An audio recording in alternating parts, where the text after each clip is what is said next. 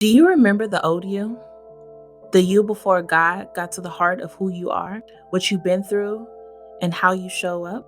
The you that showed up hurt, angry, and insecure? Now consider how God was using all of that to make you who you are today. Let's talk about the peace of being where He wants us to be, even when we think it's an accident, with Andrea Nolan.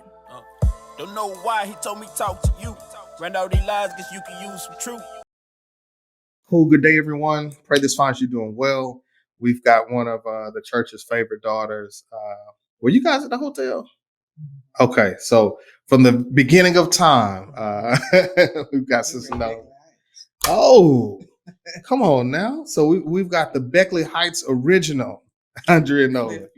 Cliffview, come on, it keeps going on and on and on. So it's just a blessing to be here with you, to share time with Andrea Nolan, her family, just all of them are such a blessing to us. And can't wait to hear what you got to share today. All right. All right, so how has your history made you the believer you are today? Definitely because I am still here. That tells me how my history has made me the believer I am today. There have been many things going on in my life that I am not even aware of until later, and God has protected me. He's guided me and just made sure that I had another opportunity, and I'm still here. The fact that I'm still here, I have all my limbs, I'm free. That's just bottom line praise. Thank God. Yeah. I mean, from the age I can remember to now, when I look back, I'm like, man, that was happening, and I just kept going. Or, man, that was happening. I didn't freak out, or I did freak out, or whatever happens, it could have been worse, and the Lord didn't allow it. So I'm blessed. Yeah. I think that's the most beautiful aspect of reflecting on everything we come through. Like you put it in the phrase of "I got all my limbs" and all that stuff. It's like there are times where we go through things in life and we leave body parts behind. You know what I mean? And sometimes literally, sometimes figuratively. But life takes a toll on us in different ways. And just when you can come out of it whole and have a little bit of your sanity, right, is always a blessing. It's always a good thing. So, like, kind of to that point of reflection and looking back, like, when did you know God was covering you and kind of working on your behalf? The biggest time, because there are many, but the biggest one is I'd say leaving college.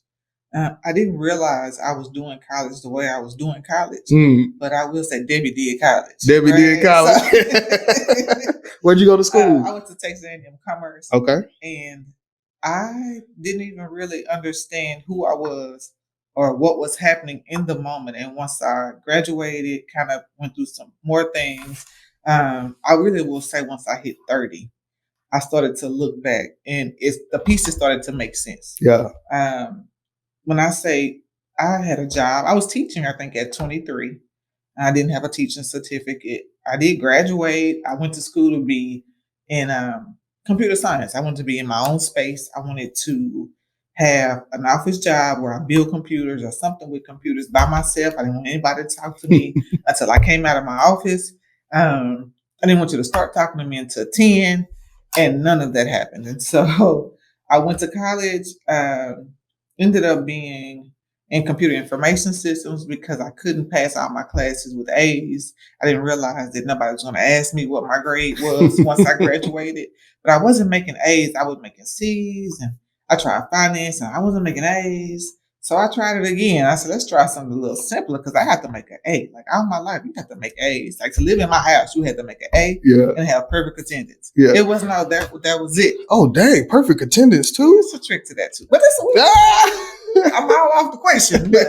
But yes, that was the standard. And so I carried that on through college. And even though I did a lot of crazy things in college, I hurt people, hurt myself. I made those good grades with the help and collaboration of others. Collaborative spirit. Yes, Lord. Which is also how I made it through high school, thanks to all those people that I thank every time I see them. I made it through. And so I was able to become a teacher. And I had a lady that's go to church with that Clipview. She would always say, "You need to be a teacher." And I don't want to be no teacher. I don't even like kids, And I'd be telling her, "Why would you say that to me?" And she'd be like, "Girl, go be a teacher. They make good money. You get to do this, that." And it's something she saw in me that I didn't see in me. And so I never understood. Like, I would hate to see her coming because I knew she was gonna go tell me to be something that I wasn't interested in. And so I ended up being a teacher. So I was talking to a group of ladies one day. I needed a job because my office desk computer didn't work out for me. So I needed a job right around the same time I was getting ready to apply for all these big companies where you make all this big money. Because that's what happens when you go to college. You're gonna come out making all this money, right? That's what you think, that's right? What happens. And so that was not the case. And then 9/11 hit. 9/11 hit. And so I was applying to all these companies, PricewaterhouseCoopers, 7-Eleven Corporation.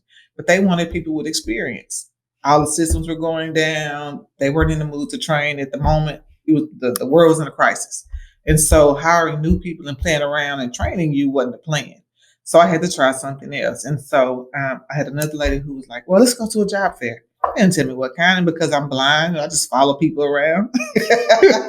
"You want to go?" "Yes." And I go, right? Crazy. So I went. It was a job fair. It was an educational job fair. It was all of these schools. And when she said, they were like, "These are high schools are going to be here." And I thought, cool. I went to high school. Let me see if I know somebody. All the wrong reasons for being there. I walked away from there with a teaching job. I didn't have a certificate. I didn't have any knowledge of what I was about to teach. Yeah. And I went with it. And so even when they said, "Only if you have this letter." So I went back and got my emergency certification. Mm-hmm. And I went to this meeting and they were saying, "Only if you have this letter of approval can you come to this side." Right. And that's when they were going to go ahead and place you with your own board and stuff. I didn't have a letter in my hand. I didn't have anything, but I was by myself, which I am often. And I followed the lady in there. She said, I said, "Everybody with this certification come this way." I went where she went. Yeah, right? yeah, I was like, I'm with her. I don't even know if she knew I was. So I went and I ended up getting a job, and it was supposed to be at Kimball High School. Well, my bachelor's was in computer information systems. My minor was in business. So I was like, well, I can do any of that. Right. Because I have all this experience. Yeah. Right, come on. Right. So I go and I meet the guy, and he hires me for Kimball High School. And when they say, "Okay, well, we're going to set you up for whatever the process is on Monday." Well, come Monday, they called and was like, "Ma'am, you don't have any other things on our list. This job, you have to have this certification, and you have to have software, this, and these, all these different credentials." I didn't have any of them. They said, "But I know somebody at Carter High School who may, take you on since you have computer information systems, do the BCIS class." I was like, whatever it is, I can do it, right? Yeah. I go home and research. I was a nerd. Okay. So I go to Carter. I graduated from Carter. So I was like, oh, great. They're going to hire me because I graduated from here. Right. I got there and the principal was like, "Okay, good. How old are you?" I told him. He was like, "I was 23. He was like, "Ooh, where do you live?" Not too far from Carter. He was like, "Ooh." But he took a chance anyway. He was like, "Don't tell anybody where you live. Right. Don't let anybody follow you home. Don't put anybody in your car." Right. And it was awesome. So I worked there. While I was there with kids my age, I was a little nervous because I didn't want to be a teacher, remember? Right. And my attitude wasn't the best. And so I was like, I'm really not sure. I need a job. Your mom said you got to work. I can't go home. Which I could, but in my mind, right, it's a mental thing more than anything else. And so I was like, these kids are my age. It's only gonna take one time for somebody to say something to me. I'm gonna be in jail. I'm gonna be on the news. I can't do this. What am I doing? Like I started trying to wake up. But it was too late. I had already gotten a job. I went back and apologized to the lady at the church, told her I was a teacher. And she laughed, and she already had another plan for me. Next, you're going to be a counselor. I was like, look, let me just do this. Yeah. And see what it's leads. I did that, and so I never ended up in jail. And everybody says your first year is your hardest year. But it was my best year. Yeah. Now, that second year, that's something to talk about. But the first year was my best year. And so I started seeing how I was defying all the odds, right? I made it through college. it was another strange thing. I'm only child, so somewhere in there that needs to be stated. I'm only child. I have only child ways, and Okay. so I did not know that. I didn't know you were only child. I'm getting better. Hey, that's cool. And so I have it's a lot that comes with that, with being an only child for me. And it's not the statistical only child where you're spoiled and your mom and daddy did this and Sure. your mom and daddy. It's the total opposite of that. Gotcha. Right? It was only me and my mom for the most part. And I do have a good community. So if anybody's listening, you were a part of my community. I thank you. I am not excluding you. But at home, it was just me and my mom, and she was young. And so she came from a family where she had to do what she had to do. It wasn't, oh, you had a baby, let me help you, X, Y, Z. It was like, oh, you not had a baby, you get out there and do what you need to do. Go and figure it out. And so she took that out on me. Gotcha. Right? And so that's the kind of only child. So I had to be independent real quick. And so passing through all of this, when I was looking at my life, I messed up probably right when I got 18, right when it was time to be on the record. That's when I decided I want to get in a little trouble. Right. Yeah, and so even with that, I made it through college. I didn't go to jail anymore after that. I haven't been since, thank God. Yeah. And I got this job. I have a real job where I don't know what I'm doing with kids who have bad attitudes. It was a high school. Yeah. And I made it through the first year. Yeah. And I started thinking, like, Lord, what are you up to? Because I didn't have no fights. I was like, I will fight these kids. Right? It was that quick? Like in that year you were thanking the Lord for it? Like you were there? Because a lot happened. Like I had already met Chase. And in the background of all of this, my dad was in prison. And so I'm that daddy issue girl. And so that's a whole nother thing. I mean, yeah, but I don't. The reason why I kind of reacted was because is it really issues? Ooh. Are they really issues, or are they opportunities? Because you just gave a whole story of God leading you down this path. But the thing I did before the path, I kind of hurt a lot of people because I was a lot of hurt, and it wasn't until 30 that I started to unpack that. Yeah, and so after I needed so much counseling that the Lord sent me to be a counselor.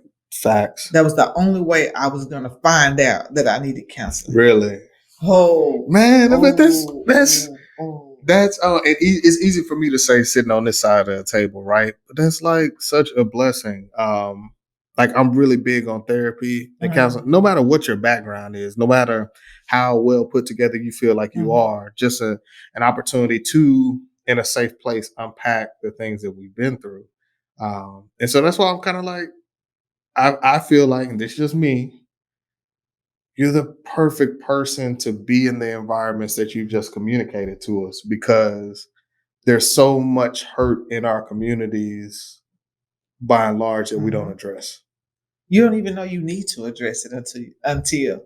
And that's why when I was at that teaching stage, I was thankful because I was a fighter. I didn't know why I was a fighter. But God was protecting me because in my mind, I was bad, right? I wish they would. Oh, come on with it. Now, I didn't intentionally pick on people outside of college. Now, there were a few people in college that should have tried to just beat my head in. And they owe me, right? Yeah. They owe me. And I've done some things that are just stupid, right? I mean, puncture some tires, kick down some doors, crazy stuff. And if I told you why, it'd be even crazier, right? Boys, I had to have a boy, right? And so those things are why by the time I finished my first year of teaching, I was so shocked. Gotcha. Because I made it. And like I still talk to some of the kids that are in my class. Like I have a girl who will call me and she curses a lot. So she curses me out every time she calls me. But that's her way of saying, I appreciate you. Right? Yeah. She was letting me know, hey, I appreciate you. She calls me, why? Because I never let her go to the restroom. And I didn't let her go to the restroom because this is my class. You do what I say when I tell you to do it. Yeah. And this is what we're going to do. And this man told me, when you become a teacher, you lay the law down and you hold to your ground, because I'm young. So he was teaching. I'm listening. Right. I've always been a listener. I'm doing what he told me to do. He said, don't let nobody do nothing. So because of that, I still have these relationships with some of those students. And you never know. To her, that was attention. Yeah. she was really getting on my nerves. Gotcha. But I was giving her that attention. Yeah. And so when I made it through that year, even with her, it was one time I thought, oh man, I just hit a kid. I didn't hit the kid. For the record, I did not hit the kid. He ran into the door. Where was your hand at though? Was it on the door? So those were the things where I'm saying, thank you, Lord, because I did not have a skill set. And I was told you have to make it through your first year of teaching before you could be certified. Gotcha. So you had a goal. I had a goal, and these are knuckleheads were not gonna steal that from me. Yeah. And it wasn't owed to me. Yeah. Because like I said, I never wanted to be a teacher. Yeah. And to me, that was success. Like I made it. I made it through a first year of teaching a class all year, and I had all year classes. Yeah. Now from there, I took it and ran. Like I became Absolutely. a department chair. I was coaching sports I never played. Yeah. You know, I've always been a single swim person. I've done everything I've never done. Yeah, yeah. And I'm over it. Like how? It's that whole work from the finish line back. How did that go? Right. And so reverse engineering. That's why I say at that point I realized God was doing something different for me. I probably shouldn't have graduated college. I went to register for classes, and the lady was like, "Baby, what do you want to take? You through?" Oh wow! I am. Like, you letting me go? Like I gotta go? Yeah. And so still a nerd. No matter in the forefront, I was tough. Mm-hmm. In the background, I was a nerd. Yeah, I like school. Like school is therapy for me. I didn't know it then, but school is therapy for me. I started my master's right after that because my mom was like, "Come on back home." I was like, "Gosh, I got a boyfriend. I ain't going home to my mama." Yeah. And so I stayed and started my master's before I got the teaching job, but I didn't finish it till later on. But that was that. But when I turned 30, and ended up, I went to. Oh, we went to the next question. Let me keep going. It's okay, you lead it, yeah. I was going through some things in life, in a bad season, just kind of searching. And I'm always searching for educational stuff on accident. Okay. So I used to see Dallas Baptist University all the time. I didn't know what it was called then. It was just had a lake, and I'm fascinated with water, right? Aquarius. And so I was like, I want to know what that building is that's in front of that water. Mm-hmm. So I was at work one day, and I just needed a minute, and I was going to go find out. So that's okay. I drove around there. Now, mind you, I'm not where I'm supposed to be. But you are where you're supposed to be. But I'm where I needed to be, most definitely. I saw all this water, and I went to them, passed by for years. Like I've always stayed in Dallas, so I'd always seen it, but I'm gonna go see what it is. Mm-hmm. And so I looked up the address so I could figure out exactly how to get there so I can get back to work at a decent time. And I looked up online. Oh, it's a school. I thought it was a church all that time. So it was a school. Like, okay, cool. So I looked at some of the stuff they had. Just kind of playing around on the internet. They had nonprofit studies. They had business classes. Oh, kind of. I've never wanted to be in ministry. It was like, life is hard enough, right? And then you start asking for more God. Not me. So I looked up all of these things. And so when I went to the school, I was like in awe. Beautiful school, right? They had the praying hands everywhere. It was everything. It was so peaceful. So the most peace I had ever seen probably in that moment. And so I know that that's where I needed to be because I was on the verge of a breakdown. Like life was happening. And so I went into the administration office and I said, "Man, I just kind of want to get some information." Mm-hmm. And she said, "What do you want information on?" And I told her. She said, "Well, what's your name?" She said, "Because you're going to have to go in and, apply online or whatever the instructions were." And I went in and I told her what my name was. She said, "Oh, you've already been accepted." Yeah. I'm looking around. I pulled out my ID. No, ma'am. This is my name right here. Like, how? I didn't apply for this, right? Just like I didn't have certification. You just followed the lady, right? Mm-hmm. So she said, "Yeah." She said, "And actually, your advisor's ready to meet you." Wow. I'm sorry. I don't want to interrupt. No, interrupt. That's like, in the Bible where it talks about, his like, I forget which prophet it was, which is, it's not a good thing. I should know this, but he's like, you don't see everyone who's with you, right? You don't see, all you see is what you see in front of you, but what you aren't seeing is God's provision. And a lot of times, because we're not obedient, and you know, because the way you said it is like, yo, I wasn't where I was supposed to be. But in truth, you were exactly where you're supposed to be, right? But a lot of times we get hung up on the negative aspect of whatever situation or wherever we are because we don't appreciate the timing. We don't appreciate God's providential care and his hand in our lives, that we are not in the room where he's already set up what's going to show up for us. I think that's like, we can live a whole lifetime, and if we ain't looking, miss it. So I think that's a beautiful thing. I just kind of got it really excited. Man, me too, because I was like, what? And the thing of it is, it was for the counseling piece. Now, it wasn't for the business piece that I was looking into, or the nonprofit piece that I was trying to organize. Because I was like, I can go because I have a nonprofit. And so I was like, I can do that and really put some steps behind that. And really push that. No. Counseling? School counseling at that. I was like, okay.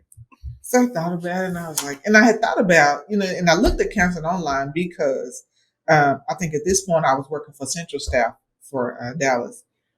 And I missed the kid. Like, I went back to volunteer at the school, and I didn't know any of the kids anymore. They all graduated. My class had graduated out, and it was just like, man, I don't have a purpose here anymore, right? And so I was like, that ain't right. Like, what could I be? And because I wasn't looking to be a counselor, what can I be where I'm not teaching, yet I'm still dealing with kids? So that's what I was looking at the options of. I saw the nonprofit. I saw the business part. I thought I could teach co-op, and be the co-op teacher part. Teach them how to find a job, or I could do the nonprofit.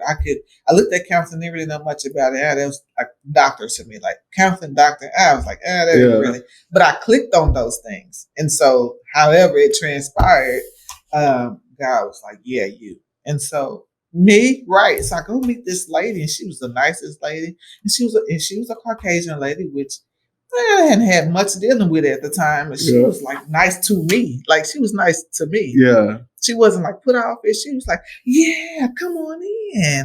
I have this paper. And she acted like she was really waiting just for me. For you, yeah.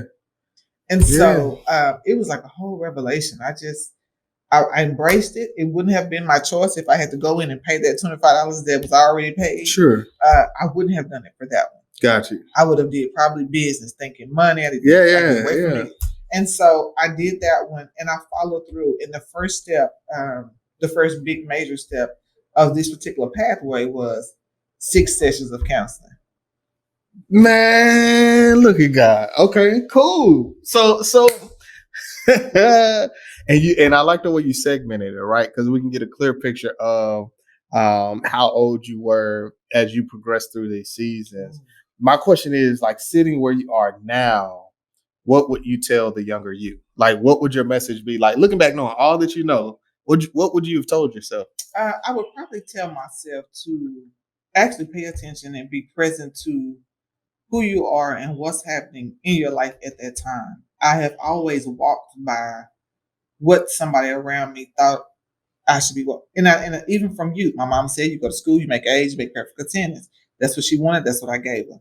Now, whether I gave it to her wholly or not, she got it, right? Because I knew the people in the attendance office. And so there were many days, even she probably doesn't know, that I was not at that school. So my trick was, what door am I going to leave out of today? Still get marked present and still make an A in that class. So I was always be, up to the challenge. Just not going in that particular class. And I made A. And I knew how to, I didn't wear glasses at the time, so my eyesight was really good. And so as I collaborated with students voluntarily or involuntarily, I made the grade. And so that's what was expected of me. When I was going through the cycle of learning, and you have to go to college, the rules are you go to college, you come out, you get a job, you get money, you live on your own. So that's what I know. There are no other steps in between. When it comes to guys, I was told you don't have sex until you're married. So for a while, I tried that too. And so I walked that walk. Like, everything was because this is what I was told. This is how it's supposed to be. I never really took the time, or nobody was pouring into me to be who you are. My mom was tough, right? You didn't cry. Like now I cry all the time, right? But then I couldn't cry. You didn't let nobody pick on you. You didn't let nobody touch you. So I had a lot of rules to follow. And so it was no figuring them out yourself or making them up yourself because you already know what to do.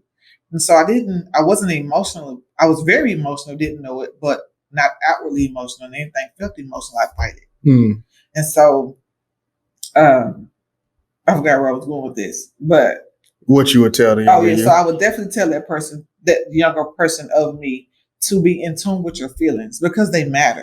Yeah. And so I never felt like my feelings mattered because I was always in situations where everybody else was in control or everybody else was in charge. I had to learn how to stand on my own 2 feet and measure up. Yeah. Yeah. Now, what those 2 feet included didn't matter.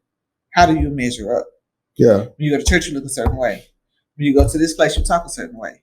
When you go here, you think a certain way. No, you can't do this over here. And so I would tell the younger person, just be yourself. Yeah. It wasn't until I learned that no matter what I did for a person, they were still going to disappoint me. They still were going to come up missing. They were still going to do what they wanted to do.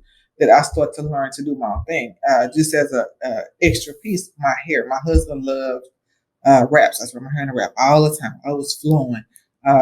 My stylist, she was bad. Girl was bad on the styles, right? She could do my rap and it didn't take her long.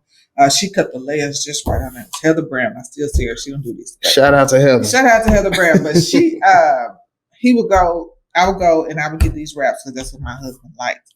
And so it was one time I was thinking, okay, I'm doing everything right. I'm doing everything my husband wants me to do. These are rules, right? You get married, you love your husband, you do what they tell you, you be submissive. I don't mean it like that, but I mean it like that. No, I follow you. So, and so that's what I was thinking. I was doing those things. And it was one time I realized that no matter what I did to my hair, he was still going to do whatever it is he wanted to do, right? In whatever regard it was. And so I was so mad. Like, and I also had this thing about, you're not going to do anything to me that you don't pay for, right? And so he had to pay for not doing, whatever he said he was going to do while you have me. I didn't want to wear a wrap all the time. So I cut my hair. That's how I got back at him, right? Yeah, I'm gonna cut my hair. And so I learned that it mattered, like I matter too. Like I can cut my hair because I want to cut my hair and I'm gonna cut my hair. I've always been hair expressive until this point.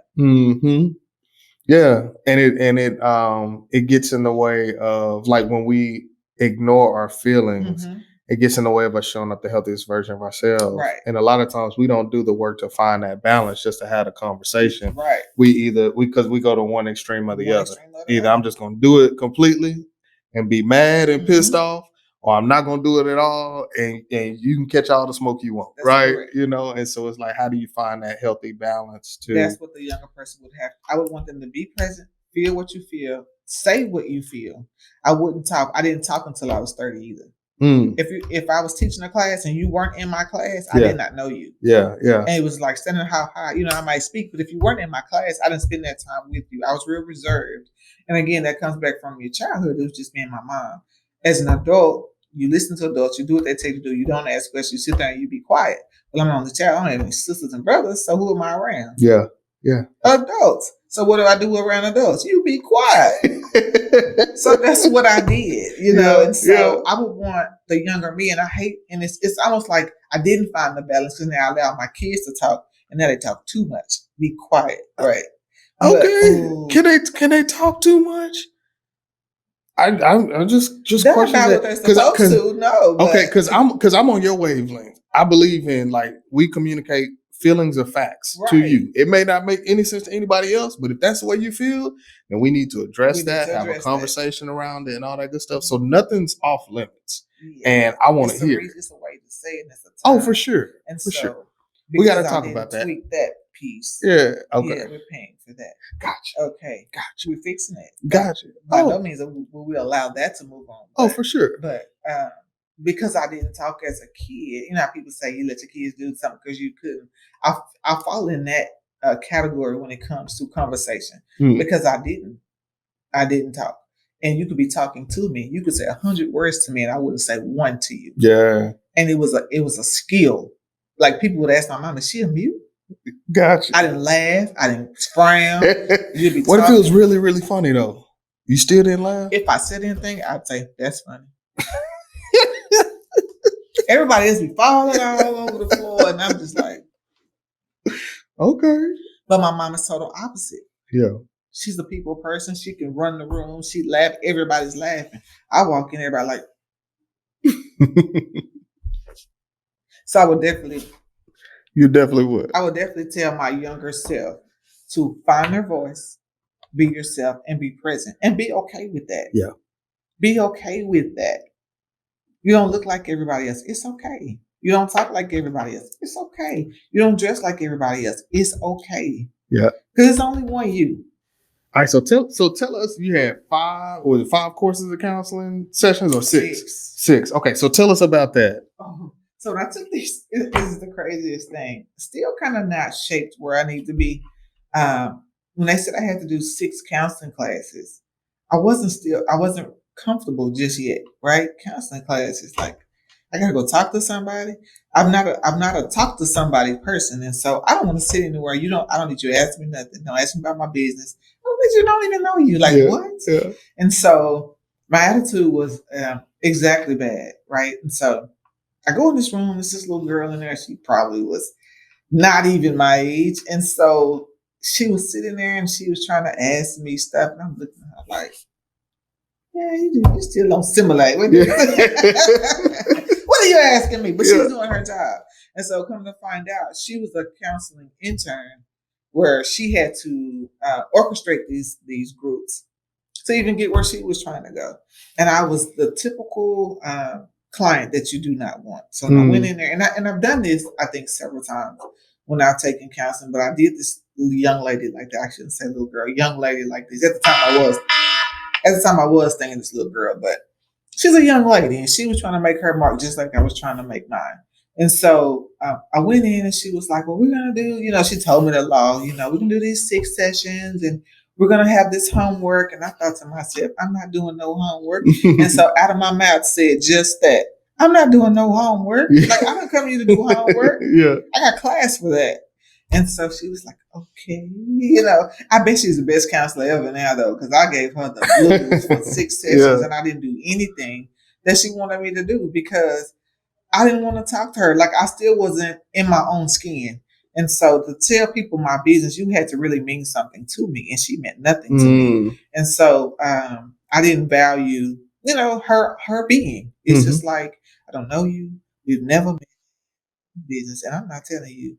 Yeah. Right. And so I told her that, like, lady, we can sit here for however long you want to, but unless it's something I just want you to know in general, don't ask me nothing about my personal business. And she was like, okay, and she tried to work her way around it. And I wish I knew her name. I'd apologize to her too. If you're listening, I didn't know any better. I'm sorry. But I really was rough for 6 sessions.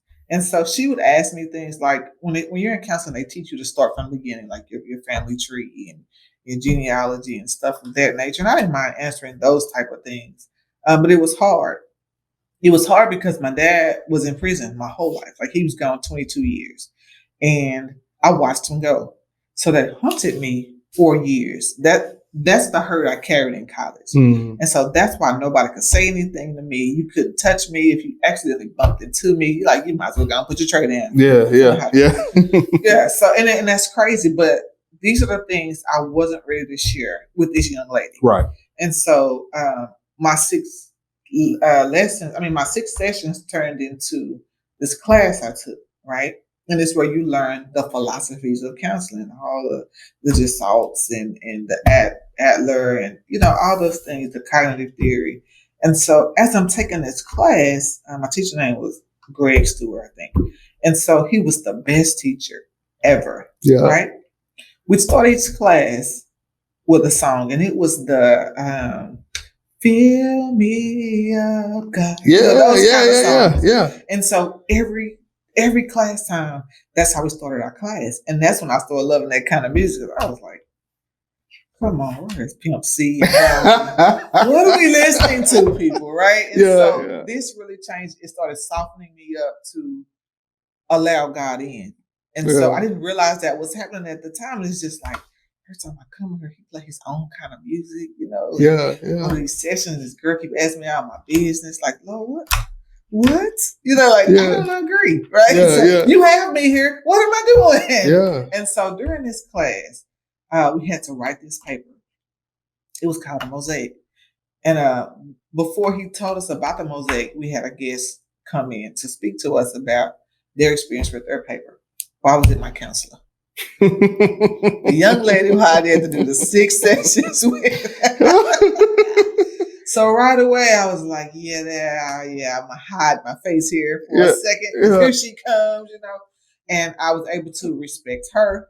And in turn, as getting my work done, we had to start from the beginning. Now, many people know that I'm working on something that easily besets me called time. Okay. Never on time, right? It's a curse. Like my mommy's never on time, my grandma's never on time. We're all working on it, but I'm gonna break it. Yeah. I'm working on it. You're breaking it. I always miss, like I'll get there when the song is playing, but it would be a little piece or something I never knew was going on because I wasn't there. I come in, my song is playing, I'm gonna sing this song, we're gonna pray, start a class, whatever. But I missed the instruction. Like the instruction would be up on the board. You get to see him when you come in, and then he'll start the class. That's the kind of teacher he was. And so we had to do this paper. And I missed the instructions, so somebody either let me see theirs or they talked about it later on and I wrote it in. I'm gonna do my work, never some kind of way the work's gonna get done. Yeah. Well, somebody's gonna do the work. So we have to write this paper and start from the beginning of what you can remember from the first account of life. Wow. All the way up until that period. Yeah. And so I was like, really? Again, now, I don't want to tell you my business. Right. This is my business. Why do you what? Right. And so I've always been a writer, though. So writing wasn't a problem. I'd write anything. I wasn't going to tell you anything. I won't talk to you. I didn't want you talking to me, but I'd write. I wrote letters to people. I had been writing, for this many years to my dad in prison, this many years to my uncle in prison. I never wrote their dad, but I would get letters every now and then from the prison. And so writing wasn't a big deal to me. I would write. So I got to write from this. So I wrote a skeleton paper. No beat. He sent it back. Yeah. No details are in this paper. I'm not telling you any details, right? Yeah. Do you understand? This is a closed circuit. Yeah. So the Lord was like, look, you want to pass this class, they're trying to teach you something. So we have to go through all those, learn how to put feelings in your paper stuff, pick out the feeling words where there wouldn't be any. So every time it wasn't a feeling word in the sentence, he'd take out points. Mm-hmm. I don't like points, remember, I got to make an A. Right, you got to make an A. Yeah. I wrote this stupid paper. So all I got to do is write the paper and turn it in. So I write the paper. The day is due. I'm late. And so I come in and people love giving speeches. I don't know why, right? Okay, I'm going to sit down and when it's time, I turn my paper in. If you take it, every now and then I get busted where people wouldn't allow me to turn stuff in because I'm late, know, or they might take out. So I was like, okay, so I got to get this paper turned in. So I got ready to turn my paper in. So when he called my name, he said, oh, you made it, right? And so I was trying to turn my paper and he was like, no, go. Go where? It's your turn for what? Right. So the instruction that I missed on the screen was when you turn this paper in, you had to read it.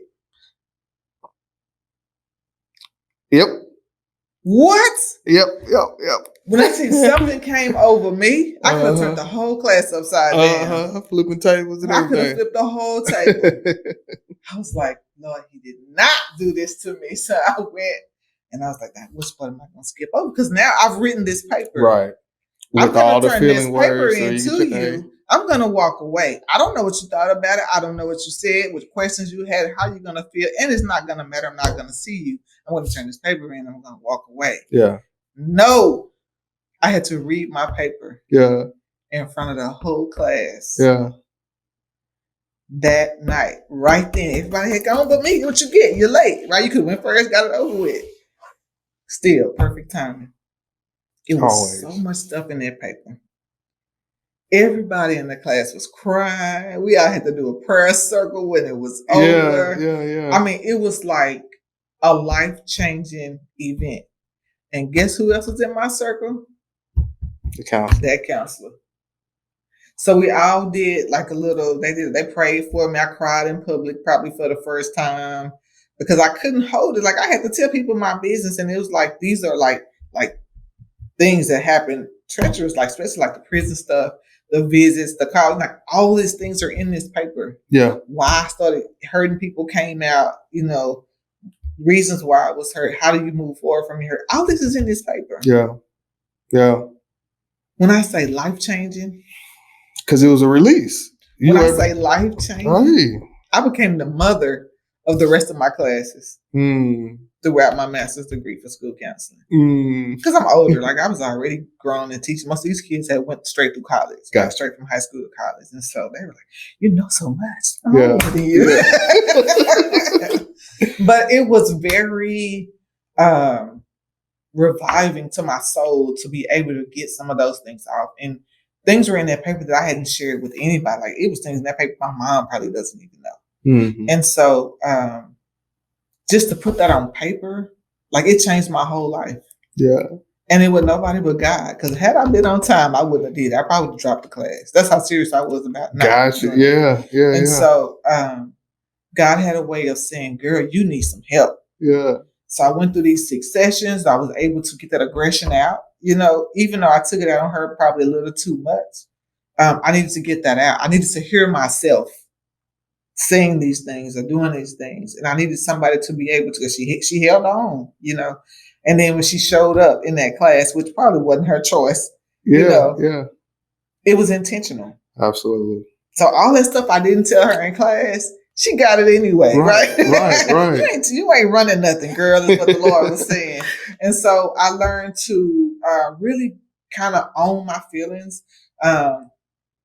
There were a lot of relationships that I've hurt in the past because of that I wish, not I wish, but I often try to go back and figure out how do I mend this, because now I know why I messed it up. And some of those people talk and some of them we don't, and some of them we learn to, be cordial, but it's a lot to not knowing who you are, or not knowing why you do what you do. And Brother, they talk about it all the time about your history, kind of like where you were born in 2 different homes and all these type of things. They matter. Absolutely. They matter. And so it mattered so much to me that eventually I want to turn that paper into a book one day. But let's go. Come on, book deal coming soon. Scary. But, that's exactly what I want to do. That's how much that class meant to me. And it's amazing the lengths God will go through to help you see. Absolutely. I think that was very, very bold of him to send me all the way back through a different degree just to tell me to wake up, Yeah. But it's because I was hard-headed. I'm functional. I can move.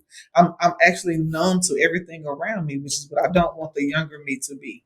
I am so numb to things around me. I can functionally move in a numb state, and people don't know. But you never know what you don't know.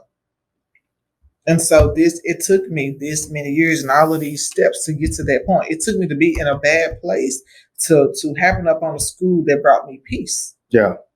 And it was a Baptist school. Dallas Baptist University. Never in my life would I have even gone there. I grew up in Cliffview Church of Christ, and Baptist and Church of Christ is different. So it's like, no, you don't do that.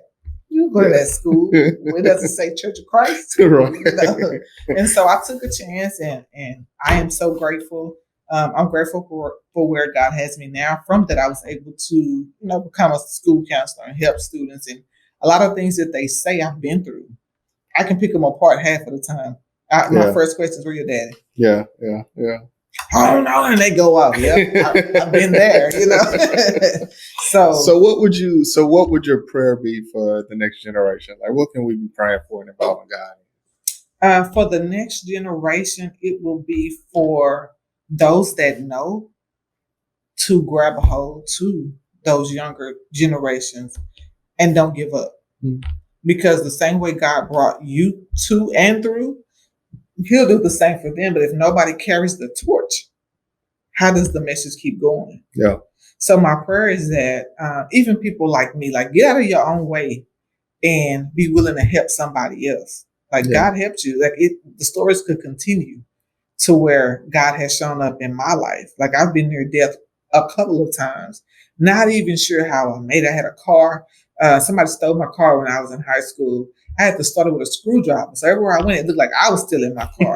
So I ended up at a gas station. People started shooting. Somebody got shot a mile up under somebody else's car with some people from the opposite school. Yeah. Kimball and Carter don't match, right? And Right. so I'm on the ground with a guy from Kimball. We're gonna hide up under this car. We gotta live, right? Yeah. Somebody was paralyzed, everything that night. And God protected me, right? I didn't do anything wrong. I wasn't fighting. I didn't carry guns that year. And so God still protected me. Yeah. So instead of looking at a young person and fussing or complaining or chewing them out, why not bring them in? You don't know who that person is, what they're going through, why they have it, their background story, but you know yours. Yeah. Yeah. So use what you have to help them grow. That's the generation. That's Absolutely. the future. Absolutely. And so if nobody reaches and pours into them, what can we expect? Who's going to take care of you at the hospital? Yeah. They'll be shooting you with dope. That's all they know. So come on, we got to get out of our own way. You can't be bigger than. Right. You can't always be it. You can't be the popular one all the time. You can't be the one that's in the spotlight. You can't be right. Go back and reach and teach somebody else. I love it. I love it. Well, that's how we're going to close out. We're going to pray for that. Lord, we love you. Thank you so much for all of the lived experiences you've given, and just the opportunity for Andrea to share with us some of those experiences, to encourage us, to embrace our emotional side, the feeling words that we've experienced, all the things that you've directed us to. And we thank you for the example of the providential hand that you have over her life and leading her not only to this place, but all the stops leading up to it. Lord, we're praying that there'll be a spirit among us who have lived for some amount of time to reach back to the next generation and pour into them, to share with them the experiences that we've gone through so that they can relate. They may find peace, but most importantly, they can find you in the midst of it. Because life is hard. It's extremely difficult. And we've been through a lot, but nothing that you didn't know we would face. And so, Lord, we're just praying that you would give us the courage to speak up. You'll give us the courage to support. And we pray that as you move in the next generation's lives, that we can be there to support and be your hands and feet. So, Lord, thank you for this time. In Jesus' name we pray. Amen. Amen.